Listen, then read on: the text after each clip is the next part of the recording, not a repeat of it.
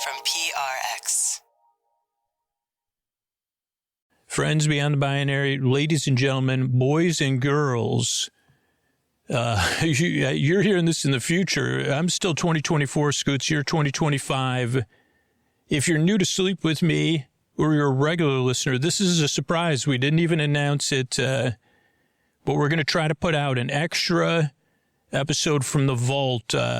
Ideally, Get to Sleep With Me being 3 times a week, 2 new episodes and an episode from the vault, because I know people are going to be really leaning on this show in 2025. I've heard from a lot of people. So this is something new we're doing. We're trying to get back to 3 episodes a week, 2 new episodes and 1 episode from the vault. And this is a vault episode. So it's a little bit different style. We've remastered and re-edited them, but they're still going to be a little bit looser, a little bit different style. But that's good because it gives you more choice in 2025 of Sleep With Me and more variety. So I can help you because I make the podcast that puts you to sleep, right? The podcast that ideally eases your suffering in the deep, dark night, or however you want to define it, the next day if you can't get the sleep you need. And we do all that together. So I'd love for you to be a part of this. I'd love to do this long into the future, 2024, 2025, 2026, 2027, and beyond. But we do it together. So, yeah, if you want to be a part of that, you'll hear me ask into the ways you could be a part of it. But it's...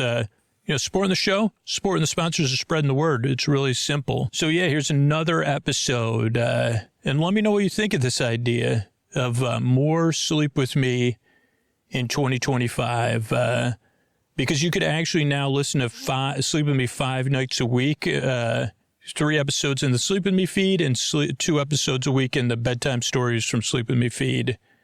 So, thanks so much. And what do you say? And here's a couple ways we're able to do it for you. Hey, everybody, it's Scoots here, and I'm here to talk to you about Sleep With Me Plus, our membership program, the way we keep the show going. And if you're hearing me right now and you're listening to me, there's a pretty good chance Sleep With Me has been there for you in the deep, dark night, helping you fall asleep, helping you find comfort, or helping you just get through another restless night. And as we move into 2025 out of 2024, I'd like to invite you to take things to the next level. Incentive for Sleep With Me Plus. It's the best way to enjoy the show how you like it, particularly if you're an all-night listener. If you listen to multiple episodes a week, you set up episodes back to back to back in a playlist. You like story-only episodes. You like how you want to listen. That's what Sleep With Me Plus is built around. But more importantly, your support through Sleep With Me Plus allows us to keep making the show that eases your suffering. But by being a part of that, it also helps thousands and thousands of other people every single night find the podcast that puts them to sleep or might put them to sleep in 2025 when they need it most. And this isn't about asking for charity, right? It's about asking you to see the value Sleep With Me has in your life. And how it's made your life better. And by supporting something that makes your life better, you directly help it exist for other people to find and use whenever they need it too. So Sleep With Me has been a part of your life in 2024. You can support Sleep With Me well into the future by going right now. Like if you're hearing me and you're listening to me, you're the one I'm talking to. Unless you're new and you say, no, it wasn't a part of my 2024. If it was a part of your 2024, you're hearing me and you're listening to me and you agree, go to sleepwithmepodcast.com/plus. If you're counting on Sleep With Me in 2025, you could sign up. You could help me hit my goal. Like my goal really is putting you to sleep in 2025. Just putting you to sleep with this next episode and easing your suffering and discomfort in the deep, dark night. So thank you for making that possible because I love doing it. Thanks. Oh, Mystery Bard. A lot of people help out on this show. Who are they? Posty poster son sounds like an earful. Wrote the theme song. Carl W. the legend. Also edits episodes. Ashley, Kenny, Scotty, Jennifer. Eric and the team at us down or on the website. I am the mystery bard. I do the lullabies, yeah. I do commissions at jonathanmann.net. I'll write a song for you. Any reason at all. You can tell me the story and I'll make it personal. You see the kindness shine straight on through when the listeners form their own Facebook group. Keith, Stacy,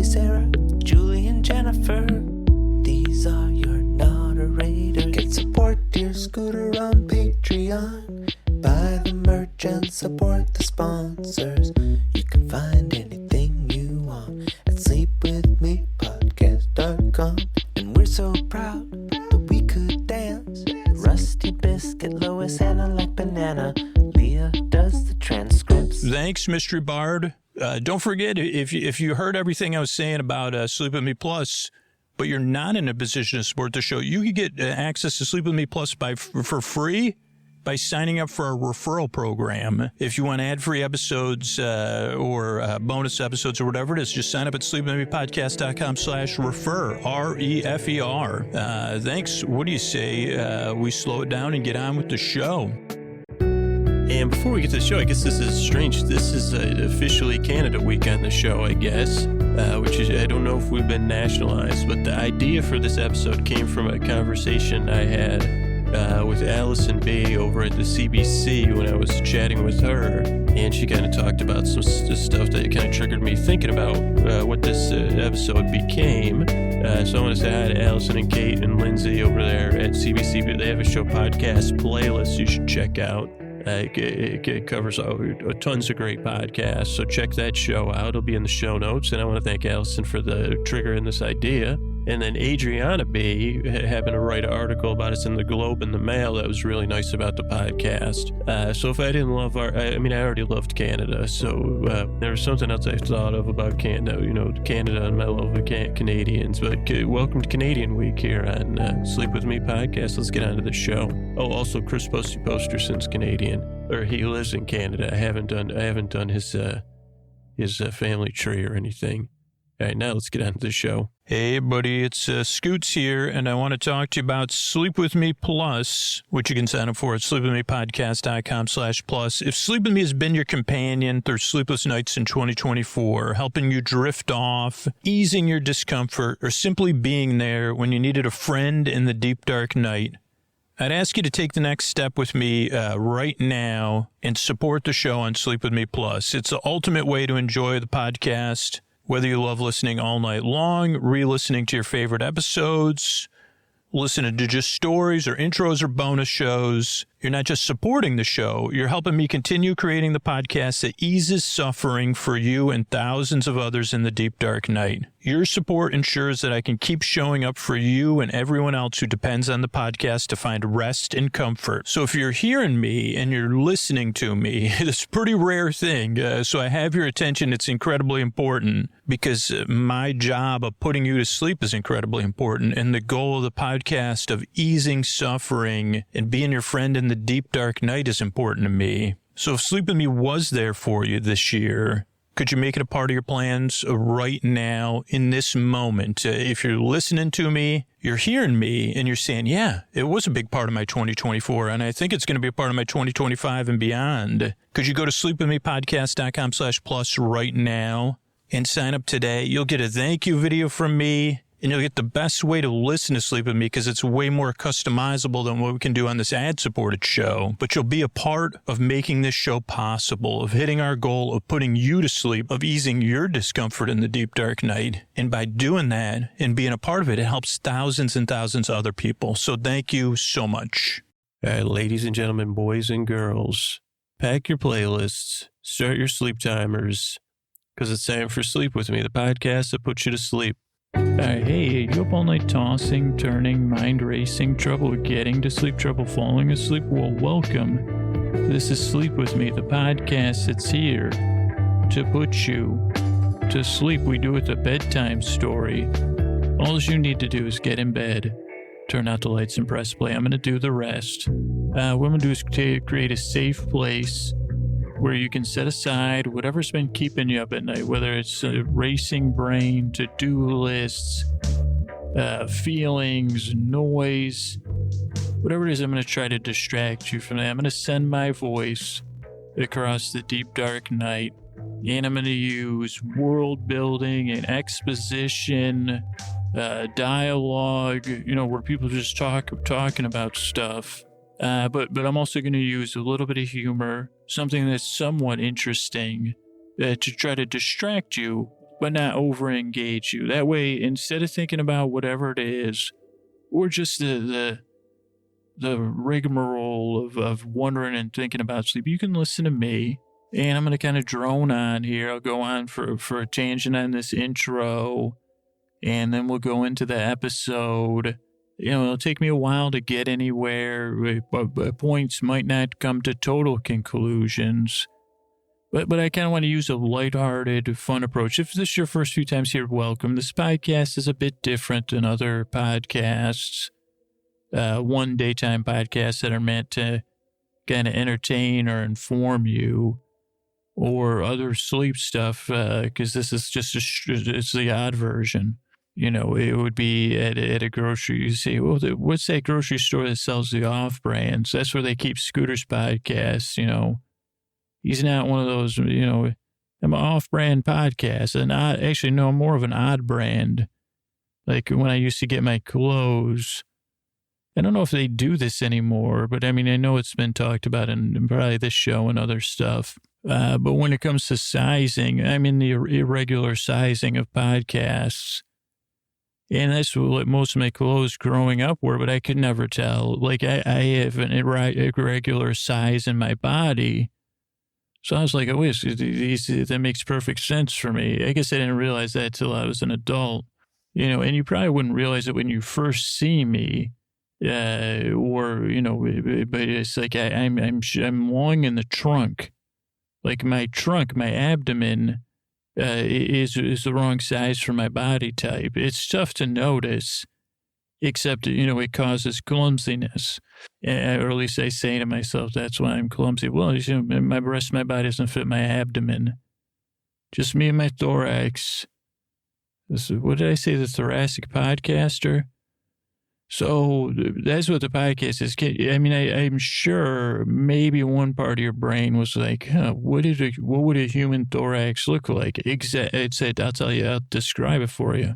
Exactly like a human body, but just elongated. I have the same, but it's, more thoraxy. And I say, okay, never mind. I got to get off this, but that word just keeps, every time I try to move away. This is how the pointless meanders work. And this one's, and there's different types. This is the stuck in the mud one. And I think it happened on another intro. And I'm trying to change gears here. And then every time I say, okay, brain, you ready to come up with another thing? It says thorax. And I say, no, not thorax. I guess that's a kind of a sound your car would make when it's stuck. Thorax, thorax, thorax. But anyway, the goal of the podcast is to take your mind off of whatever it is. Or maybe you say, geez, well, at least I don't have that, or at least I'm not fixated on that. So, I don't know. And I guess I was trying to make a metaphor out of shopping for regular size clothing. But, but I'm still unable to pull that together. It's like, talk about a setup for this podcast that should be easy to pull the intro together. Okay, let's just talk. Here was my game plan as I went into it. I didn't even sit down thinking about it. But I don't know how the irregular clothing came up. But as soon as I said that, I said, okay, this is kind of how I'm narrating the podcast like 4 seconds before it hits my mouth, but it still has to go through my brain. So I said, okay, we'll go. I said, just start remembering being at, I don't know if they called it TJ Maxx. I think we had Marshall's. Or was it the other one? Ross and TJ Maxx. Those are the three stores. I don't know what the one in Syracuse, New York was. And I said, okay, you could talk about that. And then you could probably pull that together. And then I went, it's like my brain actually dove into the irregular clothing bin or the rack, that's total chaos. Not only is it irregular clothing, but then the people like me, Thoraxians that shop that, we're not exactly the most conscientious shoppers or the neatest. You're just kind of say, I'm looking for that one piece of regular clothing that's finally going to give me self-esteem. If I just dig deep enough here, make me forget all about my irregular body. And in fact, I have a friggin' thorax instead of if my thorax was matched up with the rest of my body, I'd be like my brother Ted. He's like a 6'4" fireman who looks like he goes logging in his spare time. a good kind of log. Like, he'd be coming back with pancakes and Babe the Blue Ox and, a bunch of logs on his shoulder. But anyway, I guess I got issues just like the rest of it. And the thing is, at bedtime, this can crop up for a lot of people. For me, it does. And it just said, you just start, you could be pining. I don't know what the difference between pining and opining is. I think opining is like stating your opinion. So we'd be more pining. But as you pine, then another part of your brain is going to start to opine. And then, and it just starts to pick at you and you start thinking about it. And you say, I don't want to think about clothes shopping with my mother. And, I don't want to rehash those memories. I'm trying to go to bed. Or I don't want to think about blah, blah, blah. I just want to get some sleep, please. And I'm the one, I come in. And obviously, whatever your brain is listening to, I probably got a couple parts of its attention. And like, this guy, I say, you're so much, I thought you were in bad shape till you started listening to this podcast. This guy, I mean, he does this podcast 3 times a week and he releases it. And it's true. You can hear in his voice. Part of it's true. He actually believes he has a thorax. I mean, I'm not even I'm just a disembodied brain function. I'm just a few synapses firing and I know, that's nonsense. And I say, you're correct. You are all correct. I'm just here to bandy about for your entertainment. But the best part is you can tune out whenever you want. You can drift off. You can let me, you can lower the volume and you could slowly drift away because you say, well, thorax isn't the worst word in the English language, And, you could say Lorax, and I could say other words if I could think of them that rhyme with it, or it could go back to the irregular clothing well, or I could just kind of finish up and say, it's different. I want to help you fall asleep. This is the kind of experiment I've been doing for about 340-something episodes. It seems to work for some people. It's well-intentioned. I just kind of want to be your odd little friend, chattering on and on. But my feelings aren't bothered at all. In fact, I'm buoyed in some sense by the fact you fall asleep while I chatter away. And it's my honor to be here and do so. I can't tell you how grateful I am to be able to do this podcast and put all you wonderful people to sleep. A man, who would have thought it? I guess that would be the first lines of the Thoracic podcast. I guess it would be my Thoracic podcast if it was like another autobiography. And I forgot what the first line was that I just said 4 seconds ago. Who would have known a boy with a thorax could be so dull and so happy at the same time? The Thoracic podcaster and shelves in 2080 or something. Sorry, it's almost like I'm cracking myself up with pity for part of myself or something. But I'm glad you're here. You can hear it in my voice. I'm so glad you're here. And I hope I desire to help you fall asleep. So thanks so much for stopping by. All right, hey everybody, it's Scooter Saturday night. I'm going to do a little episode here.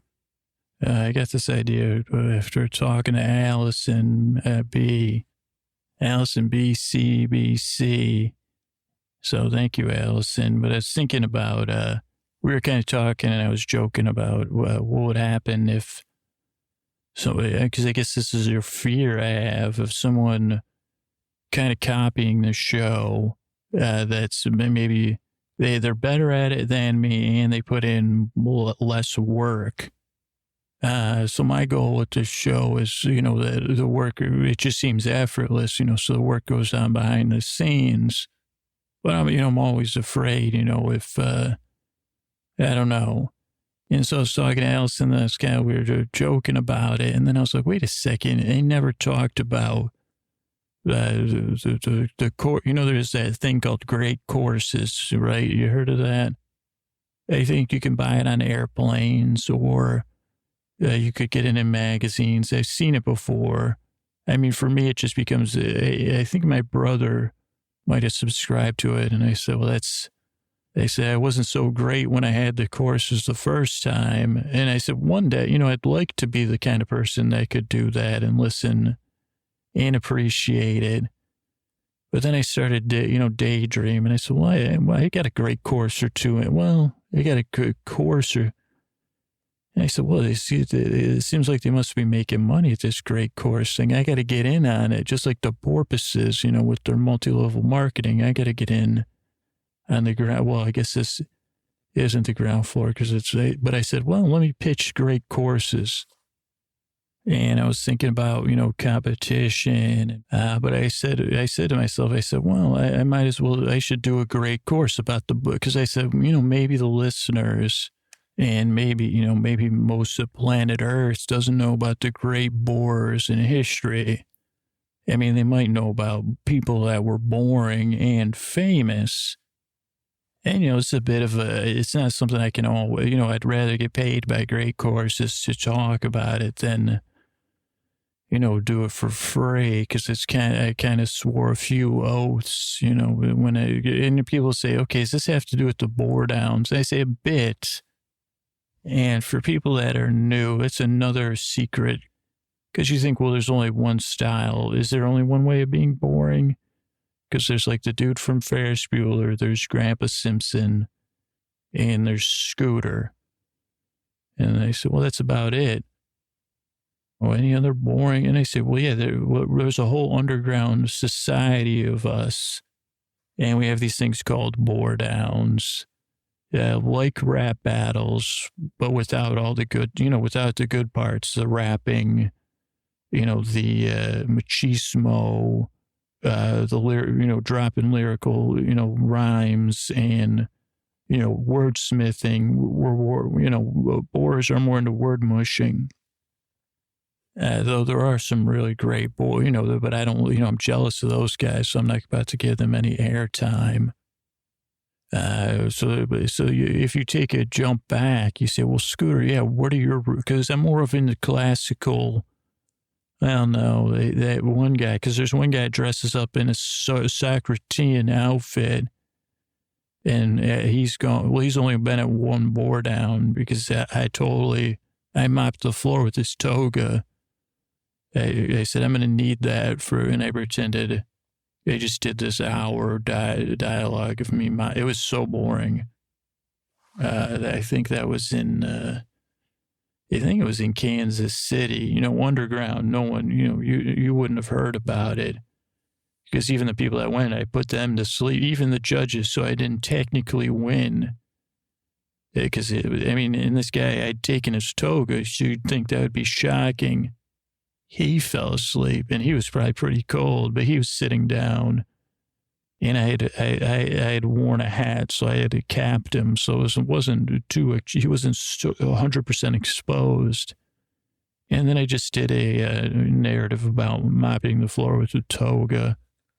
So I guess you couldn't say I'm classically, but I guess a bore archetype before we get into the great bores issue, but Ben Stein kind of is one. And a lot of people know Ben Stein from Ferris Bueller's Day Off or When Ben Stein's Money. And from When Ben Stein's Money was revealed, this guy's pretty intelligent guy because not a lot of people were winning his money. And he was witty, but he had like a really wide knowledge. I'd like to see him and Ken Jennings just interact. I think that would be good. And I wouldn't say Ben Stein's an intellectual bore or like just a pop culture bore. He's kind of, I don't know. I guess he's got shades of both of those, and he's got that monotone voice. So he just says, okay, class. I guess he would be the archetypal. I guess he would be a Sophoclean. Is that what they say when they say Sophoclean? Is that what I wish Ben Stein was here to inform me.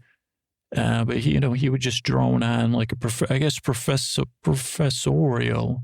Yeah, I guess that's the archetype. And someone out there is like, okay, Scooter got a word of the day calendar. The only word he's seen this year was February 12th, archetype. He didn't read the definition. He saw the word though. And I would say you're right on all things except that was from 2012, the word calendar that I saw today, March 8th, 2012 archetype. So you're right. But yeah, so Ben Stein would say, he would probably he would just have an authority. So he'd say, you know, and then the Persian Empire conquered those people, setting forth the launch of clay jars across the plains, and is a use of storage of not only liquids, but also liquids that would turn to a solid like state, such as olive oils. That would proliferate the curing of fish across the region. Now, if Ben Stein were doing this, he would actually have actual facts tied together with probably some reasonable points. And that was what became of that was what would later become the first instances of chewing gum in recorded time. Now, those chewing gum instances were recorded on the same clay jars, thus far spoken. And they had developed a technique for 48 hours, as the clay said it would need to cure to solidify for that long. And at some point, the clay was also good for cleaning of the teeth, so they would chew some of the extra clay after it had hardened for only an hour or two. And they realized very quickly that it helped to clean not only the surfaces of their teeth, but in between their teeth as they chewed the drying clay. And thus it was recorded on the jars that the clay itself was stored in. Now, the first time the jars were interpreted and uncovered was just 800 years later. But unfortunately, those peoples did not make it, for they took the carvings literally and chewed hard clay, thinking it was good for their teeth. Those are the people that prayed Ask Jake, the Ask Jakians, and due to the lack of teeth, they were lost. So that's your Ben Stein. Even though it's modern history, Ben Stein is a great bore in history. More of a subconscious influence on me, because Ferris Bueller's Day Off was one of my favorite movies of all time. But I more identified with Cameron Fry, and, you know, fantasized that I would be Ferris. And I said, well, one day I'll be Ferris, where I feel at ease in the world. But for now, I'm Cameron Fry.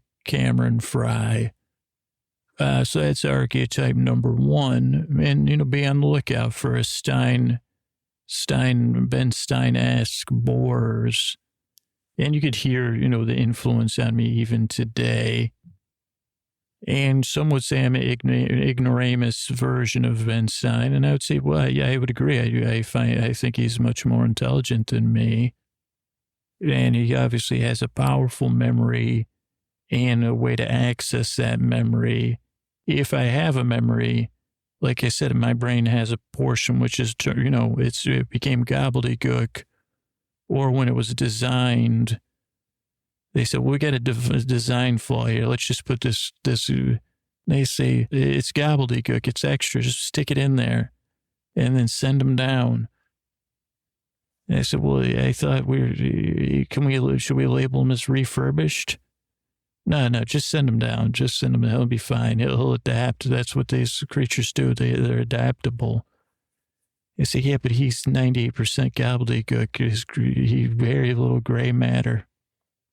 And they say, weren't you at the seminar about the gray matter? But I want to give a specific congrats to one gray boar. Ours is a sailor. Who was the sailor of the seven seas, a pirate? Was he? And I'm already in his voice. For he lived in a world of piracy. The black sails raised high in the sky as we went from port to port. And I was a sailor, the most boring man on all 18 seas, as I would explain to many ignorant, because so many pirates without manners or knowledge. And I was at the higher of many pirates, for they would capture ships, and as punishment, if pirates were not of the the strongest cut of crew, as reserve pirates for these for the larger operations of Redbeard and Greenbeard, Lady Witchbeard. They would hire me as a sailor. The most boring sailor, that is what they called me.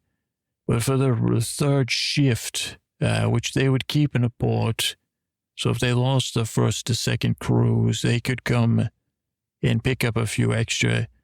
And to keep, now pirates are much like what this young man does to distract you. I distracted some of the, not the fiercest pirates on the seven seas, though time to time I had to. Many a tale of Azazel has been told at a, late night with no other pirates listening. But Azazel, I would keep the crews distracted for they would do for a typical day of a third shift pirate. Now, this is different than the day shift and the night shift. This is like I think to use your terms, third string pirates or reserve pirates.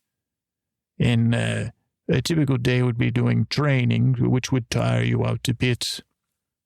Then choring, upkeep of the ship, or if we were in port many a times, preparing supplies for the main pirate crew, making sure we had dried beans and dried rice, curing meats and fish, going in for supplies, lots of scrubbing and repairing, roping, lots of rope skills. But these were normally the worst of the pirates, maybe not in attitude, but in overall skill. So they couldn't be allowed to lollygag at all, because not the sharpest pirates either. So there would be no nights of drinking spirits and rum and making merry for these pirates. And these men could not be trusted of their own accord. Oh, no. And that's where Azazel come in after the night had set on the port of the land and the sun was gone and the pirates craved the warm punch of a glass of pirate rum. But there would be none for these third stringer. You're lucky you get yourself a biscuit, I'd say. A biscuit and a tail from old Azazel. Gather around, and they would never gather around me, They would be rumbling and grumbling and puffing their pillows. For as night set, Azazel would get up for his work, his duty, and I would walk the rows of the bunks and tell them my tales. And I would, start much like this young man. I'd say tales, a funny word. I have a funny story about tales. And the good thing was no one would carve, we've heard this one for Azazel, and never repeats a tale. Much like the speckled hens of Nova Scotia. That's what tales remind me of, those speckled hens. And some would say they're a tailless bird, but Azazel knows that a tail is not just what you see. A tail is sometimes speckled in the feathers, and even, was that a tale of, and I would say, well, I guess I've been untold by my tale. What was it about the speckled hens I was saying is that the speckled hens have a tale about a pirate who did not mop. I think no. Azazel would pace. I'm a big pacer.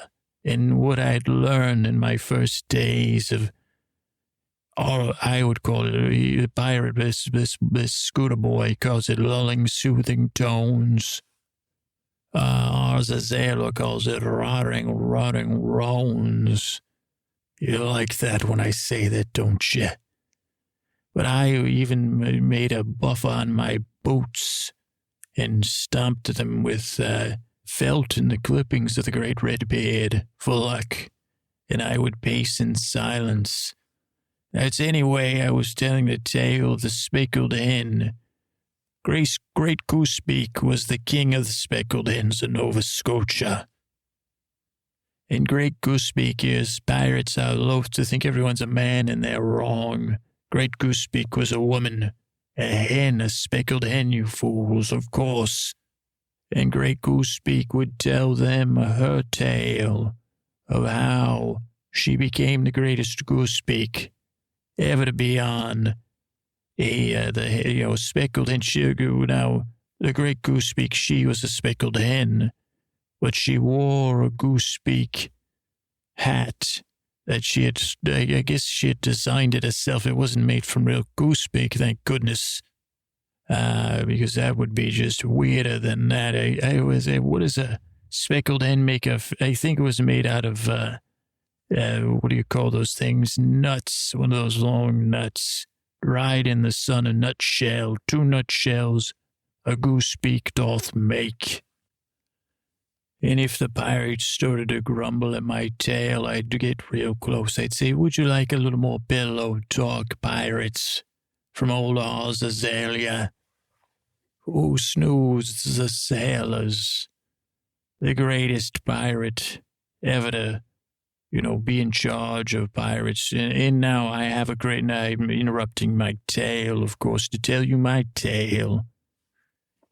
For I have a great record for never was there a coup in all the days of me running third strings. And you say, well, that doesn't prove anything, Oz. Well, I'll tell you what. Now, this port, the port of Candelabra, was known for having the third string pirates there. And before old Oz Azalea stumbled into town, well, I was thrown off a ship because originally I tried to be a pirate, And then I said, I'd bore these pirates. And it was just a bit like a movie, I had my own crew. My father was a moneyed man. And I said, one day, Azalea will make you proud, Papa. One day I'll be the scourge of the 7 seas. And he said, he goes, I just want you to go move out on your own. You're 30 years old. Stop living with us. And I said I would. And then I took, my papa's rowboat. And I tried my hand at piracy. And I failed. And I said to myself, Azalea, you're no failure. You're just a failed pirate. You see the difference, don't you, Oz? And it was actually, all the strange, ironies of the world and in the sensibility of time and space. It was the Lady Witchbeard who told me her tale of being a witch and becoming a pirate. And, she was just, it's too complicated to understand this part. It is made up, I'm Oz Azalea, pirate storyteller. And they say, these aren't stories, Oz. It's a bunch of gobbledygook you're spewing. And I say, har, har, hardy, har. But old Oz, I had been thrown off the ship, and I was in the port and I was down. And I had heard of all the coups that had happened before I had got into town, constantly. And it wasn't much trouble to put these, out because these were the most terrible pirates. I mean, the only thing, one of the problems was, they didn't exactly leave the top managers and trainers behind. And they needed more reserves. And why are we going to stop this? And before I'd been thrown off that ship, I was known that they would put me in the sick bay because they said, well, we don't dislike you. Oz is your name. I said, Oz is my name. Piracy was me game. Now I'm going to try me hand at storytelling. And it was old pirate Bronstein who said, me brother's sick down in the sicky scully. Go down there and talk to me brother. And I would sit down there and I told him, I said, me pirates, sir, I'll tell him me finest tales and get 'em bright as rain. And he would fall back asleep, And so I would tell him me tales over and over again. I learned very quickly. He would wake up if I repeated. I'd say, well, I kept changing. I said, well, I've only kissed one woman, but I kept making up different. He said, it's the same woman. It's the same story. You just changed the location and the name of the woman in your left hand, and you were holding her right hand, and then you changed the hand you were holding. And I said, oh. And he said, make up a new story. So I started telling the tales, and he would fall back asleep, and soon he became healthy, and he was terribly, terribly grateful. And then then cannonball, that's all they got to say. But his brother, the captain, the old pirate captain, he took a shine to me from then on, and anytime anyone got sick, he had me talk to him, and even the doctor. But he said, Oz, you got something. I don't know what it is.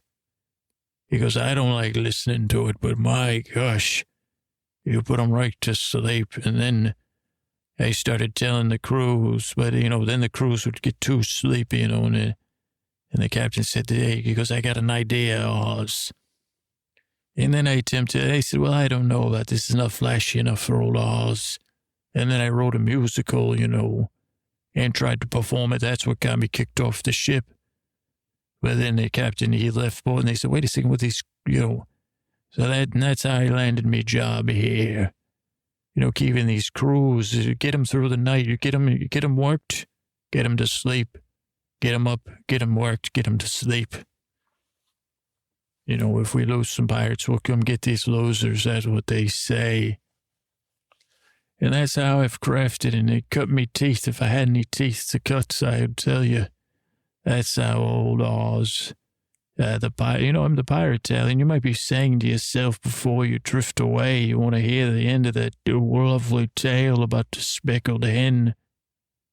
Oh, Lady Duck Breath, or whatever I remember that tale like it was on the back of me hand. Old Lady Queen Duck Cap. And she was quite a queen. She would say, why, I don't know, Oz. There's no speckled hens in Nova Scotia that I know about. I'd say exactly. But there's ducks, isn't there? So, well, I'm not so sure about that either. I'd say, well, you're wrong. And lady, because what happened was, the speckled hens in the tail, they said, it's nice being speckled. And, we can hide. But now that we've been, domesticated by these fine humans, do we really need our speckles? And it was Lady Duck Hat. She said, well, why don't we keep our speckles and make ourselves hats? And then once the humans realized that the ducks, they said, wait a second, where are all those speckled hens? Now we've got a house full of ducks. And then you clucked like speckled hens once again. And that's why they shipped them out. They said, we've got the most strangest. They thought it was some sort of, that they turned to ducks. And so that's a way that's what a pirate tale is like. When you need to put a pirate to rest, you can use hens. Or, I like to tell tales of why, these ones you have to be spread out. Why, many a pirate child, especially when there's some younger pirate recruits, I like to use them when they're still awake, I have to engage them for a bit. And that is the end of me tale, my friends, of why. And it's a pleasure to meet you. I'm Oz, and your friend, and I'm going to give it back. Oh, no, he said just finish it out, Oz. So that's how a pirate tells a tale as you rest. And you know that you are the best as you rest. You know that Oz is here to keep you entertained and distracted. And then one day down the road, another man will come and do just like me for your people. It's not an easy job, but Oz loves it so. I couldn't cut it as a pirate. I couldn't cut it as a... But I am a good teller of a dull tale. There's nothing wrong with that in me book.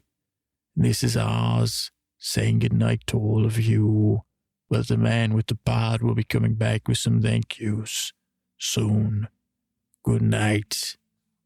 All right, buddy, you've heard me talk about my bed. I have the Helix Dusk Luxe. I absolutely love it. And I love working with Helix. We've been working for Helix year after year after year. I sleep in a Helix bed every night. I absolutely love it. I'm comfortable. But it's a bed fit for me and how I sleep. Helix isn't going to just sell you one mattress. They're going to sell you a mattress that fits you, your sleep needs, how you sleep, your feel preferences, what's going to make you comfortable so you can have a great night's sleep. And everybody starts off with these resolutions in the new year. But think about it. You sleep in your mattress, your bed every single night. And here's something you could do in the new year. Get yourself a brand new mattress that fits your needs. And you're going to follow through on it because you're going to get in that bed every single night and you're going to be comfortable. And all you need to do to kick your new year off with some great sleep is to take that quiz, helixsleep.com/sleep. But when I took it, I sleep on my side, I sleep on my stomach. I don't want to get overheated. And I got matched with the Helix. I picked the Helix Dusk Luxe. So start your new year off right. Get yourself a new bed. It's going to last you into 2025 and beyond. It's going to come straight to your door, shipped in a box,